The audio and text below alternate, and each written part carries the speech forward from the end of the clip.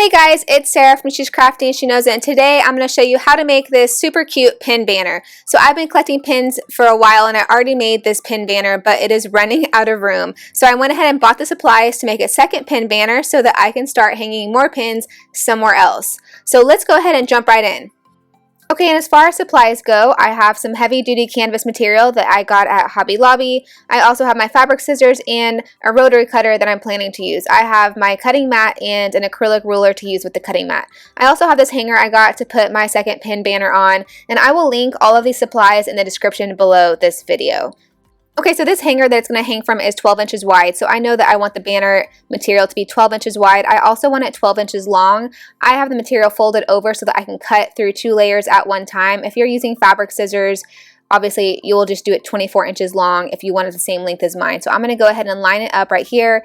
I'm not going to use the fabric scissors. I'm going to use my rotary cutter to cut straight through, and since I have it folded over, all I need to do is do that one cut, which will get it to be 24 inches long. So it's cut through right there. And now I need to do the 12 inches in length, which will make it 24 inches long since it is folded over. Obviously, if you're using your fabric scissors, you just want to cut a piece that is 12 inches wide by 24 inches long.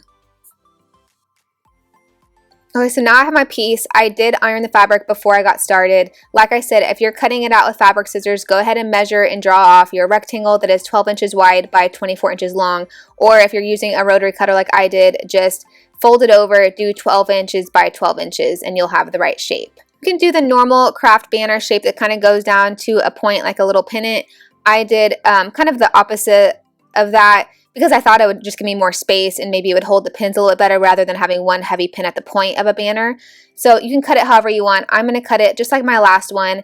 I'm going to go in about an inch in the middle, anywhere from an inch to an inch and a half. I'm going to do an inch and see if it's far enough in the way I want it to look, and if not, you can kind of do little by little. But I'm going to start with an inch, put a dot up an inch from the middle so you can measure, and then you're just going to do a line going from the middle down to the point at the bottom. And so you can draw it. If you're cutting with fabric scissors, go ahead and use a ruler, use a pencil and cut it.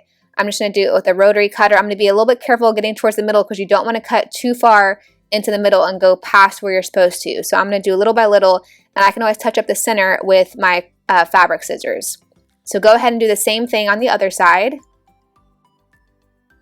And when you're doing this, you want to make sure that you're holding down. If you're doing the rotary cutter in a ruler like this, make sure you're holding the ruler down really firmly with your other hand. Otherwise, it's going to slide and you're probably going to cut some really weird angle or some weird shape or something. So hold the ruler down really firmly.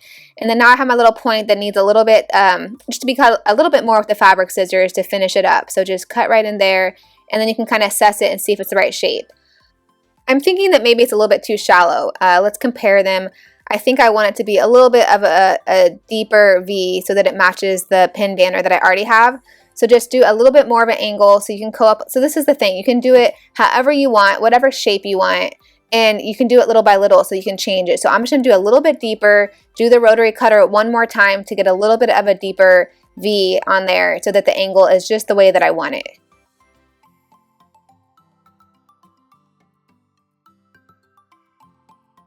Okay, I think this angle is definitely looking better. It's going to match the other pin banner that I have much better.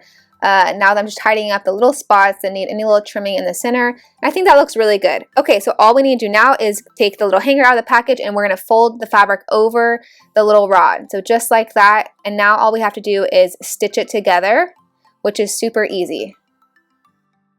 And so to stitch it together, I got some fun embroidery floss and a fun color. You can obviously do whatever color you want. If you want something more subdued, you can do white or a color to match the fabric. I just wanted something fun that would kind of coordinate with my pins. I have some needles that I already had by Loops and Thread. I will also link needles in the description below and some embroidery floss options. All you're going to do is pull out plenty. You want to make sure the piece that you're pulling out is plenty, so that's enough embroidery floss already pulled out to stitch around the entire thing. So you're going to thread the needle. I use a needle with a pretty big eye, and so it's easy to thread without even a needle threader. So now when I start stitching it, you can go ahead and pin it. If you have like sewing pins and you want to pin around the fabric to make sure nothing ooches, you can do that. I'm going to go ahead and pick whichever side's best that I know that I want to be the front. Sometimes the fabric has like weird little, a stitch in a pink. Sometimes the canvas has weird little things in it. So pick the side. I know that this is the back, where I want the back to be. So I'm going to look at that side and I'm going to start in the bottom. So that way I know that the points are going to stay together. Like I said, if you're worried about it kind of ooching around while you're stitching it, you can definitely pin parts of it together with some sewing pins. But I'm just going to go ahead and just stitch it right like this. It does not need to be perfect. I did not measure out exactly every little stitch as I'm doing it. I'm just kind of eyeballing it. This is a fun, quick, and easy project to me. It does not need to be exact. Obviously, like I said, if you want a cleaner look, you definitely could get out the sewing machine and sew this. I'm pretty sure this hanger actually does open if you wanted to sew like a little, you know, opening and put the hanger through it and sew the whole thing on a sewing machine. But I kind of wanted a little pop of color just to add some interest to the outside of the little pin banner. And so now I'm kind of approaching the top where the rod of the hanger is. You want to make sure that when you're going around the rod part, you want it to be really, really tight and firm so that it's not too loosey-goosey and it really holds the banner onto the hanger really well. So I'm doing it, I'm squeezing that rod and making sure I'm going in a straight line, just straight across, really close, as close to the rod as I can. And now since I didn't fold the fabric in and iron it and sew it, there are loose edges on the fabric. So the fabric might fray a little bit. If you're really bothered by that, you can always trim it really nice and use like a fray check or something to keep it from fraying. Personally, I kind of like the little frayed edges and it looking a little bit worn. It just gives it more character to me. But if you are worried about that, you definitely can do something where you stitch it and turn it inside out and iron it to give it a really neat, more like an actual sewn look. So now I'm approaching the very, very last little spot, so going back towards the center. And so all you're going to do is you're going to have to kind of eyeball your stitches as you're going because you want to end up in the right spot and not have a huge gap. So kind of eyeball it. When you get to the middle, you're just going to tie a knot on the back side. I did a double knot to make sure it's nice and good, and then cut it. And then cut if there's any long frays already, go ahead and trim it. And now voila, look at it. It's so cute. It's perfect. It looks just like my other one. And all we have to do now is decorate it with pins. And so I actually have a whole box of pins that I have not been able to put on my other pin banner because it was too full. So I'm super excited to be able to hang these somewhere. So I have my other pin banner hanging in my craft room. If you saw the craft room reveal video that I did a while ago, I had a whole wall of pegboards where the pin banner hung, and it was super cool. We actually moved to a new city now, and so I did not put up the pegboard wall in our rent home. We are building a home right now, so I will be putting the pegboard wall up in our new home, but I didn't want to go to the trouble to hang the entire pegboard wall in a rent home that we're not staying in that long. But I did go ahead and decorate the wall above my desk in the craft room, and this new pin banner will go right there with it. It's going to be part of the wall. It's kind of like my wall of inspiration that makes me happy when I'm doing crafts. So if you need a wall of inspiration or even just a little tiny corner of inspiration and you want your little pin banner in there, go grab some pins. I will link all of my favorite pin companies in the description below this video.